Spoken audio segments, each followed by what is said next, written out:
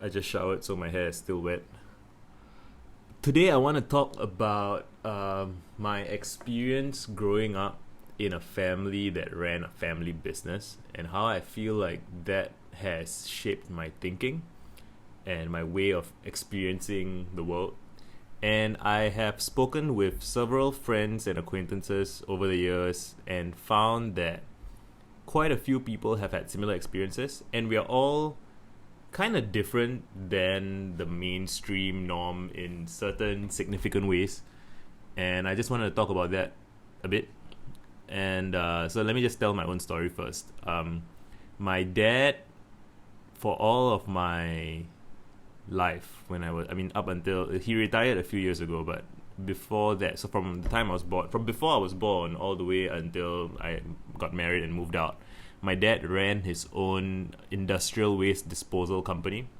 So what that means is that he owns a bunch of lorries, trucks, that garbage trucks, in fact, like container lorries we call them, and they have containers, like large containers, and he would effectively be a supplier of containers to industrial estates. So people who run lumber mills, or like woodworking shops, or just all kinds of industrial adjacent uh, companies, right? It's all these blue collar um, businesses that have a lot of junk to throw away.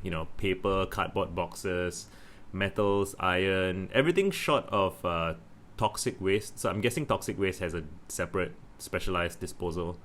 But industrial waste, like my dad ended up specializing in that.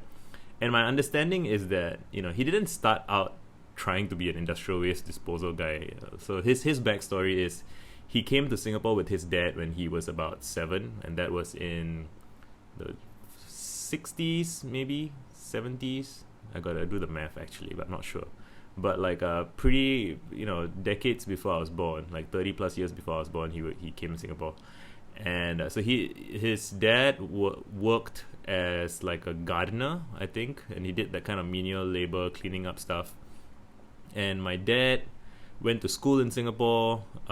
He made it until secondary school. I think he dropped out of school around Sec 2, which is like when you're about 14-ish. And he was washing buses, so around that was a time where I'm guessing it was much easier to find blue collar work. I was reading memoirs from people in those times. Like S.R. Nathan has a memoir about living through post-war Singapore, and you could really that really was a time where you could walk up to some place and say, "Can I get a job?" And they might just say, "Yeah, here's a mop, like mop the floor," that kind of thing. And yeah, so my dad used to wash buses, and I think the first iteration of his company was Burma Cleaning Services, which was just he would help to clean up whatever needed cleaning up, and he would hire people from back home in India. So they were from South India. They were from it's in Tamil Nadu. It's in near Karaikudi. It's not like a major city, and so my dad and my grandfather are both very blue collar, kind of not super literate. I'm not sure how literate my grandfather is. I know he was. I think he could read, but I'm not sure. My dad, he can read, he can write, and a thing that I admire about him, I think, is that he still kept reading long after he was done with school. So, and he encouraged my reading habit, which I will make a separate video about. But both my mom and dad are people who casually just read. Like, it's just, and they don't make a big deal out of it. They don't make an identity out of it. They just are both people who independently have books, buy books, read books. Like, it's a thing that they both do, which turns out to be quite lucky for me, but that's a separate story from this. So my dad has his cleaning company, and so my mom works for my dad, or she used to work for my dad until they both kind of semi-retired. And she, I think her dad was a postman, so that's kind of, it's a civil service job. And my mom finished her O levels, I believe, and so she studied until she was about 16, and then she started work after that. So I think in like 60s, 70s, Singapore, it was pretty common for people to just start working at 16 or 17 to support their families, start their own families. And my dad married my mom. No, so my dad hired my mom as a secretary, and so it was a office romance, I guess you could call it. I'm guessing it's the kind of thing that probably wouldn't be considered appropriate in present times, but they have, I would say they have a pretty happy marriage, and with all their, like, they make fun of each other and everything, but they both clearly are still dependent on each other in a sense. But so my whole life, like as far as I can remember, my dad ran the family business. My eldest two brothers both worked in the family business as well, and so they would like drive the lorries. So an interesting thing about him, so my whole family being involved in that business, was I think it was moderately lucrative. Like it made, so they were making more money than like a professional white collar entry-ish level, or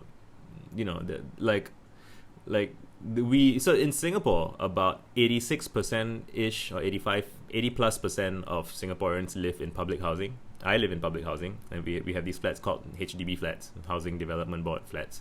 And like most Singaporeans live in these. They're like apartments. They're fairly small, but it's normal Singaporean life. And my parents lived in landed property, which is like a house, a proper house, and that's not actually the common Singaporean experience. The average Singaporean lives in a HDB flat, and typically, if you tell somebody that you live in landed property, the assumption is that you're wealthy. But my parents, I wouldn't say my parents were wealthy. Again, this varies depending on who I'm talking to. So if I'm talking to someone who's kind of lower middle class, like that makes my upbringing wealthy-ish in contrast. But so I encountered what like real wealthy people were like. People who at least a couple of generations of wealth. People who are educated, have university degrees. My sister was the first person in our family, is the only person in our family with a university degree, and my parents were pretty disappointed when I didn't get one. When I was like 10, I qualified for Singapore's gifted education program, which again I'll make a separate video about. And there I rubbed shoulders with kids from real wealth, like top 1%, top 5%, top 0.1% wealth, people who their parents are ministers, they're everybody in the family has degrees, landed property, I think so. And I married my girlfriend, who I met in school, and she went to another elite school. And I think she told me at some point that like in her classroom address list, or like contact list, there were only 3 kids out of maybe 20 or 30 who had addresses that weren't a single line long. So if you have a single line address, it's like like 7 Woodpecker Avenue, right? That's a 1-line address. That's your house. Whereas if you live in HDB flat, your address is longer. It has like block 817 hashtag 10-563 avenue, blah blah blah blah blah. So where am I going with this? I'm just sketching out a bunch of stuff, but I would say that it was, so I have a Twitter thread about how I have a very feral attitude with regards to money and with regards to status, because to me those two things are not as closely related as what most people seem to assume it is. I think most people have a model of social reality that, like, their model of social reality, their model of jobs, careers, is just the sense of there's a career track, right? You go to school, you get whatever qualifications you have, you apply for a job, you get in at some entry level, you work your way up, you get promoted, and then some people stagnate around the middle, some people get promoted further, and the higher you get promoted, the more money you make and the higher status you are, because the more important you are, the more people you have working under you, the more like that very direct relationship between status and wealth and like kind of career capital. And I never bought into any of that because we lived in a big house relative to most Singaporeans. And yet my dad was driving this he was driving his pickup truck, to work. And he has a pickup truck and he has like big lorries, and he would drive his pickup truck to the yard. We call it the yard, and it's where all the trucks are parked, and there's like containers, and my dad would be like, when he drives me to school in his pickup truck, I remember being kind of ashamed because it felt like a very it's subtle, because at that time you don't know what you're thinking. You don't know what it is that you're embarrassed about specifically. It's just everyone else seems to be dropped off in cars, and some people get off from like public buses or school buses, and then you don't know what their background is. But like when most parents are dropping kids off in cars, and my parents dropping me off in a truck, I kind of worried at some level I was a little bit worried about what people would think about me, but not in such specific and precise terms. Like, it's very vague. Like, you just kind of this vague sense of, yeah, my dad dropped me in a truck. Like don't ask me about it. Like, I don't want to, like it's a conversation that I didn't like to have. Although now that I think about it, none of the conversations were particularly bad. Nobody like made fun of me for it. And if we were gonna dig into it, there's a good chance that my family probably could have had more money than somebody else whose parent was dropping them off in a car. But again, like, all of these things, we didn't have those conversations. It was just strange. And what else? I still haven't scratched what I'm trying to talk about, which is, so yeah, I will say that while my parents were probably making more money than lots of middle class people, they didn't have a very kind of I don't want to say healthy. It's more of like I guess they had a fairly primitive model of money to begin with, because it's like, it's really one of those things where you start out as a small business owner, right? Like, my dad was a guy who came to Singapore with basically nothing, and he was doing these very transactional, it's a you would say that it's kind of a poor person's model of financial reality, where you do a job and you get paid at the end of the job on the spot, and then you get some cash, and then like, that kind of very your concept of money is not very complex. It's very straightforward. And most people, I guess, with that model of money don't end up making a lot of money, but some people do, right? And then they have that whole, I think, like, rappers are kind of a stereotype mental model of that kind of thing, or maybe like sports stars or music stars, like people who don't have financial advisors. So I don't think my parents have financial advisors, or if they do, it's not very like this. They don't really have any idea about stocks and bonds and investments, and like they have like a safe in the house. They used to have a safe. So we had an office in the house, and that's I got to get to that, because the office is a very big and important part of the house. And in the office, there's a safe, and in the safe, there's just a whole bunch of cash, because they might need it at any point in time for business transactions, for, they have to pay some contractor something or whatever. And where am I going with that? Yeah, so I didn't feel wealthy as a child. I didn't feel poor either. I never had the worry that my parents wouldn't be able to afford something that I needed. So I never worried about that. But I never felt comfortable asking them for money, because they were always kind of stressed about money. And it's, it was like, I think at the beginning of every month, they would collect on their invoices from their clients. And so they would have dozens and dozens of clients, maybe hundreds, I'm not sure. Like several dozens, I think. A couple of dozen kind of anchor clients. And they would go and collect the money from these clients, and then when times are hard, sometimes clients can't pay, and then and the thing is, whenever you bring a container of trash to the incinerator, right? And I know these things very in remarkable detail, considering that I didn't work directly in the family business, but that's the thing. That's what I'm getting to. When there's a family business, the family business becomes the dominant thing in the household. So I know that like 1 ton of trash to go to the incinerator in like 10 years ago, whatever, cost about 77 Sing dollars, And so my dad would have to pay to dispose of the trash, and then he would charge a service fee based on the container, how big the container is, how much, all those things. And so he would have to pay first to dispose of the trash, and then he would have to collect on the bills for it at the end of at some cycle. So there is that cash flow thing. And so they would sometimes feel like they don't have a lot of money, and they would sometimes feel like they have a lot of money. And so there's no individual paycheck, there's no stable cash flow. It can vary quite a bit. Sometimes there's a windfall of a great client willing to pay a lot for something that isn't very difficult work. And sometimes there are clients that my dad would want to serve because of like whatever personal relationships and stuff. And so there would be difficult and challenging clients where you end up spending a lot of time and it's not really worth the effort. But it's like you're owning a business, and you have like there's that broader sense of what your reputation is, what your word of mouth is, and all of these were just things that I picked up peripherally, I guess, just by being in that house where everyone's eat. And the thing is, and so other things about having that family business, right? My dad would come and go from the house at all hours of the day, right? He would wake up, he would go to work, which means getting into his lorry and driving to the yard and checking on the workers and stuff like that.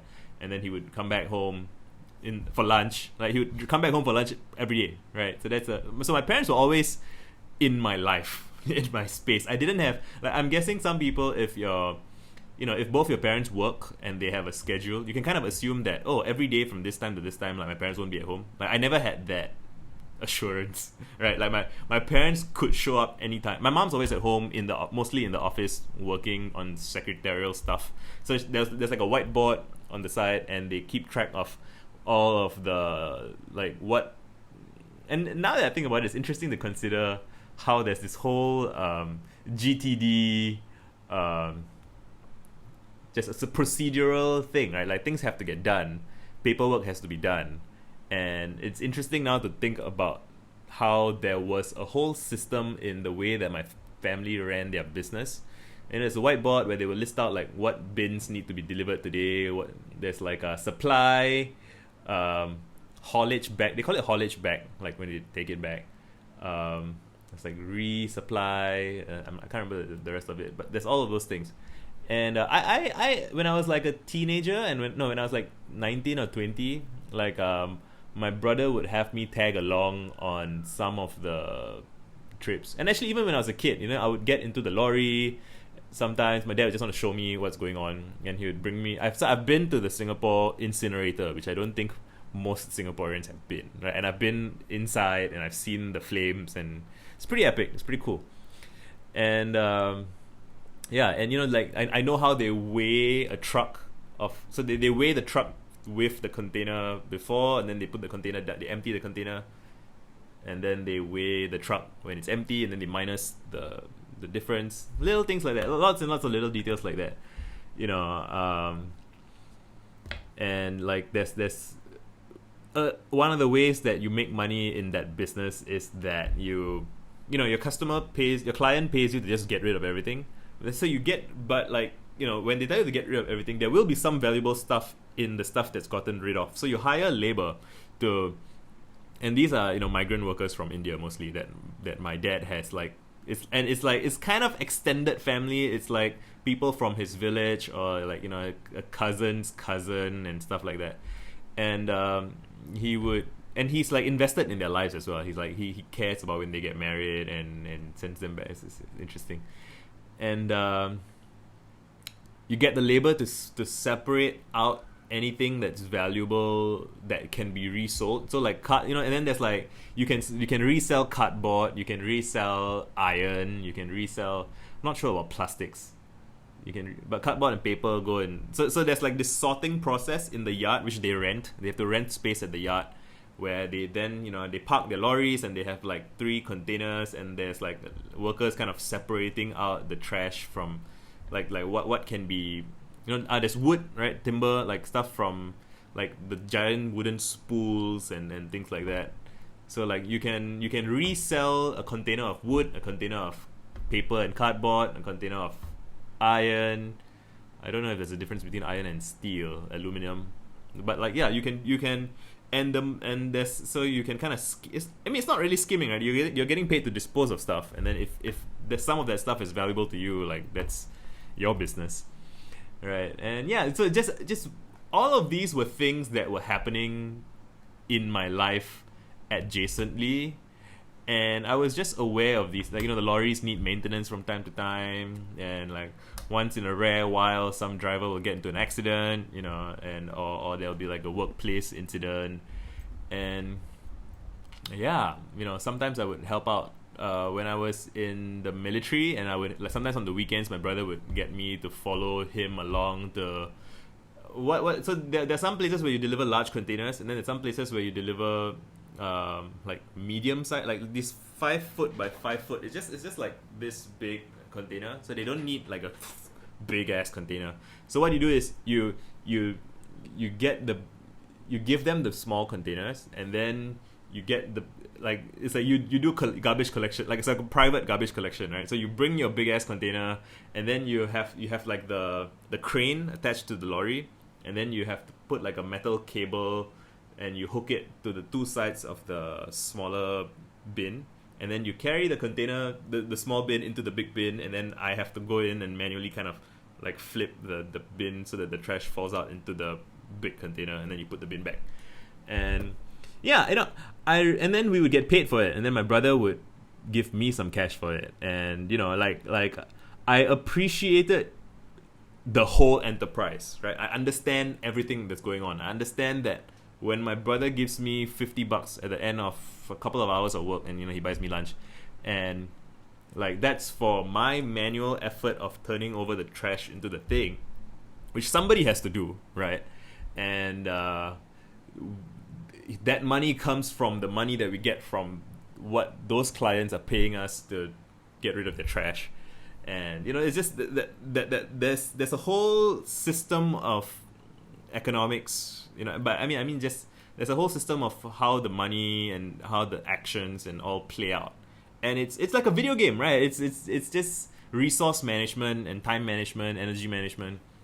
And yeah, like I guess some people go to school for these things, but there's really nothing like just experiencing it firsthand and talking to customers, right? Talking to clients. And yeah, where am I going with all of this? I feel like experiencing all of that gave me a very direct relationship with work. And when I say work, I mean like, like concrete, knock on wood kind of work. And when I wanted, and I would work as service staff at Shangri-La Hotel for a while as banquet staff.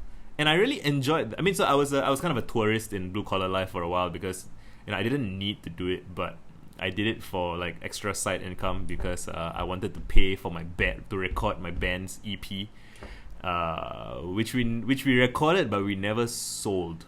But that's another story. I'll make a video about music, which is a separate thing.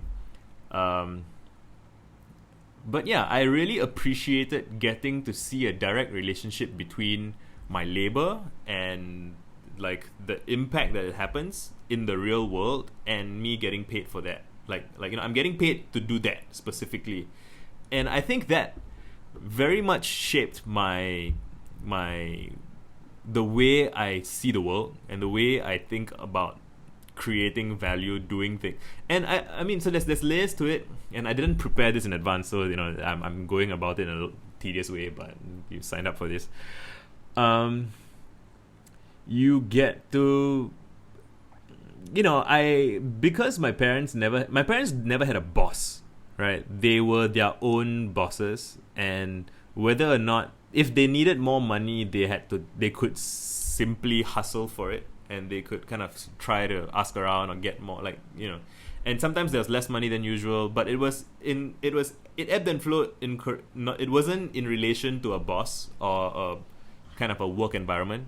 And I think most people who work like office jobs, or who work in environments where your pay is determined by your boss or by payroll or HR or whatever, and then there's that whole social game that you have to play to do your job, right? And so I grew up with people who didn't do that, and I think as a consequence of that, I have more initiative. I don't think about these things as special about me, but people tell me and they ask me, they're like, how come you just do stuff?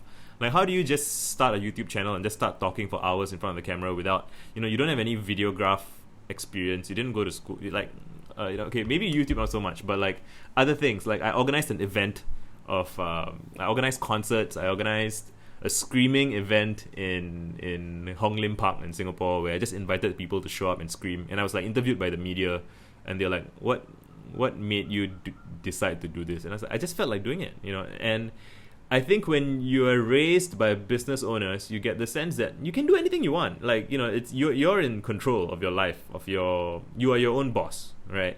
And again, people say these things all the time, but like how you experience it, what your experience with it is, I think makes a very big difference. Like I have a much higher resolution image. When I tweeted about this earlier, one of my friends, Star, she said that she was helping out with her family business, and by the time she was 10 years old, she had already interacted with like somewhere in the ballpark of 100,000 people. Like just every day you say hi to 10 people, like, can I get you something, and you interact with 100,000 different people. That changes you, right? It changes the way you see the world. It changes and I don't know what it's like to have a parent who has a boss who's complaining about a boss or like authority or whatever. And I used to blog a lot about local politics, and in Singapore that's not very common. It didn't used to be very common. It's changing now that there's social media and the next generation of kids are less wary than ever before. But like in 2010 or 2005, not many people were blogging, and I met up with a friend who was a blogger as well, and so we were like, hey, we both blog about local politics in a country that people presume is very, has a chilling effect, and people are afraid because there's no freedom of speech or whatever, that's the assumption, right? I don't think it's, there are some elements of truth to it, but you see me, I'm happy to chat, right? I'm not afraid of whatever. And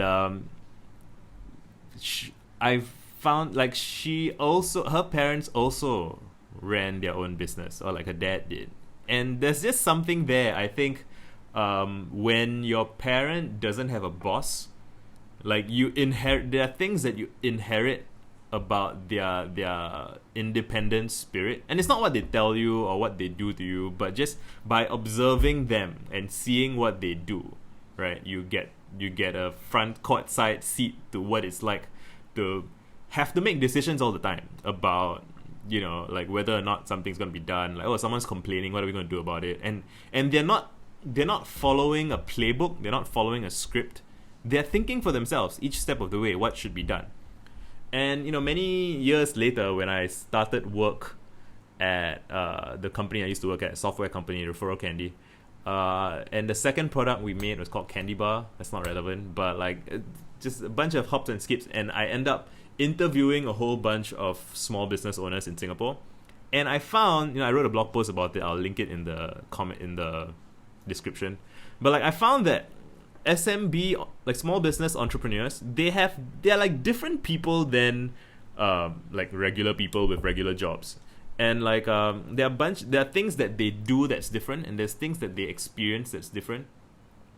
So the thing that they do that is different is they experience because they are full stack, right? Because they are running they are responsible for the entire operation. They have to do everything. They have to do sales, marketing, HR, PR, payroll, taxes. Just like everything has to be done by them. The buck stops with them. They're the final, thing. And so they have to know a little bit about everything. They are constantly they're constantly context switching. They're constantly dealing with every part of the whole experience.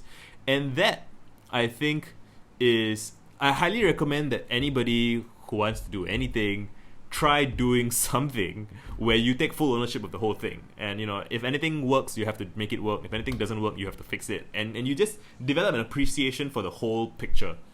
And I always have had a sensitivity to that. And it dawned on me pretty late that there are people who don't. Right? There are people who live, and I'm going to call it a smaller life. And if you don't like that, I respect that. But I feel that it's a smaller life where, you just, the way you frame it is, I'm gonna get a degree so I can get I can be a professor, and then like I get paid by the academy, the university or whatever to do professor jobs. Like, it's a very, so some people do break out of that and then they do their own things, but like just your frame, when like your way of seeing the world gets contained by what is available to you and what you believe is possible and what you see people doing. Like even like you could, and I guess there are all these kind of like bumper sticker entrepreneurship things, like let's make a lemonade stand, or let's do a bake sale or car wash, like these kind of very it is entrepreneurship, but it's a very, what I mean, it's kind of a play pretend, socially friendly kind of, you can start something like that and then expand into something much bigger. And I started a t-shirt business as a joke, right? Like I just posted a bunch of ideas on Facebook, people liked it. Someone DM'd me to suggest that we should go into business together. And like, he didn't even say let's go into business together. So he said let's make these shirts since people seem to want to buy them. And we didn't even register the business until way later, when we were contacted by like a school to participate in their event, and then to pay us, they couldn't give us the cash. They had to transfer it to a business bank account. They can't transfer it to your personal bank account. And so we're like, oh, I guess we should register a business, right? Like, you can just do stuff. It's difficult for me to talk about this because it's obvious to me and it's not obvious to a lot of people. And I'm trying to find a way to talk to people about it without saying, it's obvious you can do stuff. It's obvious to me, so I guess it's obvious to me because of this experience that I've had. And if you haven't had that experience, I suppose you could try to simulate it by watching media about small business owners. There's a TV show that I like called Kim's Convenience, and it's set in a convenience store. It's a Korean immigrant family in Canada. It's very fun, it's very funny, it's very wholesome. Sometimes it goes to, more difficult places than you would expect from a comedy. But it's very, I highly recommend you watch Kim's Convenience. And you get to see, like the children are independent, not specifically because of anything that the parents teach them or tell them, but because just the parents are independent, because they're running their own operation, right? And not everybody, like some people will say there's like a genetic component to this, and I think that's possible. I do think that, my dad has a certain innate ADHD. I think my dad probably might have ADHD as well. Or, like, again, I don't know if I even agree with the current medical establishment's framing of ADHD and whatnot. But, like, there's a slightly more feral mind. Okay, let me get back to the article that I mentioned earlier, which I wrote from interviewing a whole bunch of entrepreneurs that I will link to it, and that I'll link to. And it's just that, entrepreneurs are burdened with vision and a sense of obligation. They feel like something should be done, and that somebody should do something, and I'm somebody, right? And I think very often people say somebody should do something, and then they just kind of stop there. But these entrepreneurs that I interviewed, they all feel like it should be me. Why am I not? Like, I know how to do it. I could do it. Somebody should do it. It's not even like it should be me, but like, me is the person that I have control over. And if somebody should do it, then I should get me to do it, right? And so I'm going to do it. And what else? They're always full of self-doubt, but they do it in an arena where there are real stakes and consequences. So some people say things like, I don't know if I can do something that I'm not going to do, right? But like, once you've started a business, or you've taken on an enterprise, your self-doubt plays out in an arena where there are consequences. Like, if you can't hire, are you going to hire someone? Can you manage somebody? Like, and it's more messy. Increased accountability to others. Yeah, this is a kind of a paradox. Like, I do find that, so you want to not have a job so that you're not like directly accountable to one person, but you do end up being accountable to a whole lot more people. Like you have employees, vendors, customers, investors. There's all kinds of stuff you have to worry about. Entrepreneurs appreciate the true nature of constraints better because they're rubbing up against them all the time. Yeah, so sometimes I think in a job, when you're in a job, you might think, I could do this twice as well or twice as fast if I changed that. But I don't know what will happen if I change that, and there might be like unforeseen consequences that affect the nature of my job or whatever. But if you're the sole proprietor, and if you're running the show, then like you can just change it and see what happens. And if it doesn't, yeah. And they wear many hats. Yeah, it's lots of stuff. Blah blah blah. They value relationships a lot. I found this to be true when talking to people. They really, a lot of people tend to become entrepreneurs partially because they couldn't stand like paycheck wage life, and they didn't like having kind of transactional slash kind of scripted relationships with their colleagues. And when you're a founder, like people have there's a whole discourse around what it means to be a founder and what it means to have a company culture, and whether your employees are your family or not, and you shouldn't call your employees family. I agree that you shouldn't call your employees family, because that's kind of adjacent to exploitation. But what's hard to talk about is that for an early stage company, when you're starting something with 2 or 3 people in a garage or whatever, and it's not even really a company yet, right? It's just something that you're trying to do, and you haven't proceduralized everything into specific job roles and stuff. Like, it is a very intimate thing. You can't really do a work-life separation in that sense. And one of the analogies I use is, on an aircraft carrier or a cruise ship, like these large entities, you can have very kind of clear-cut roles and responsibilities and schedules, and like you work this shift, I work that shift, like very, very legible, clear-cut things. But if you're like 2 guys in a rocky boat in the open sea, like you don't really have that. Like you're just like you know what I mean? Like, and a lot of people don't seem to grasp this, but at the same time there are people who accuse others of not grasping it to exploit people, right? Or to abuse people. And so that is something I'm wary of. Like, it is possible that, so I would say that a small business owner can be an incredibly nourishing presence in your life if you're an employee, or they can make your life seriously shitty.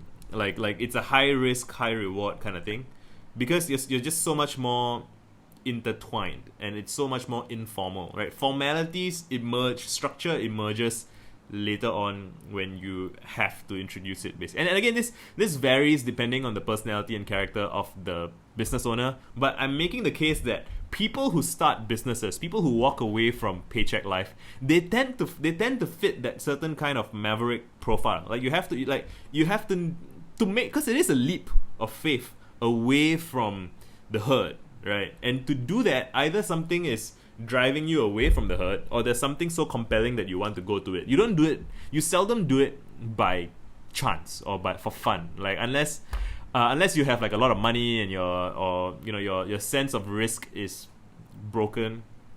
I find that most of the people with the broken sense of risk, they try it, they fail, and then they're out. You know what I mean? Their businesses don't last. So if your business lasts, and if you're serious about doing it, I do find that those people, they are very sensitive to assessing risk properly. It's not like they want to take wild risks. They operate in a volatile environment. They don't they appreciate the good parts of the volatility, but they don't enjoy the bad parts of the volatility, I don't think. It's just that the general volatility is something that they have.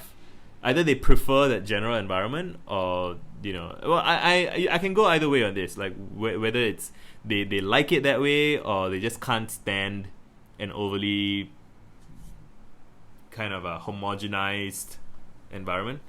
Anyway, this is getting the 40 minutes at this point, and I'm not sure I've said everything I have to say, but I think you get the vibe of it. I'm gonna do more videos about my background, but yeah, I guess long story short is Visa was substantially influenced by the fact that his family ran a family business, and it means that I don't quite buy into the same ideas that some people have about status and money and wealth and all those things. It means that I have a sense of like doability, like everything can be done, you know. Yeah, I'm gonna end this here. Thanks for listening, and ask me any questions you might have in the comments, and I'll try and respond. Done.